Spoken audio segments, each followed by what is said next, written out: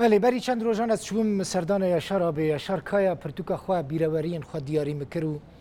دمم آلمانیا بونجی هفته دسه جاران لکلن لنوی مارک کافتریا که هم دیچون با اسپرسو و تخار و صحبت اوی گله که خوش بو گله تشتین باش دگوتن خدان تجربه که مزن بو اوغرت تیا خیره به یاشار آبی و هیوی دکم وی دنیای جهت جنت به و سر حموم الباط تجي صاغبة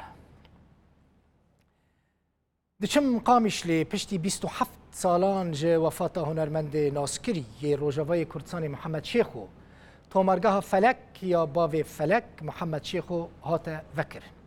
ده تومارگاه ده حمو کاسیت محمد شیخو و برهم نوی هاتن نشان دان برای محمد شیخو بهجت شیخو جروداوی را راگهاند دو جاران تومارگاه باوی فلک هاتیه گرتن لیب هلکفتا سالوگر کوچا ویا داوین هم مال و همجی تومارگاه وی وکرن وان هر وها هجمارک جر روشنبیر و نویسکارن روز آوای کردستانی لسر گورا محمد شیخ و جویان و گوتارن جور بجور لسر رولو کداوی دوار هنر و موزیکا کردی داجی پیشکش کرن بله تومارگاه دو جاره هاتی گرتن جاره که 87 حتی نوتو دوا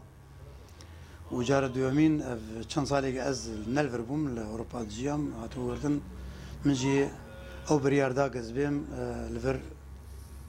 که ماسی دم درجه بجیم شبو في كي جي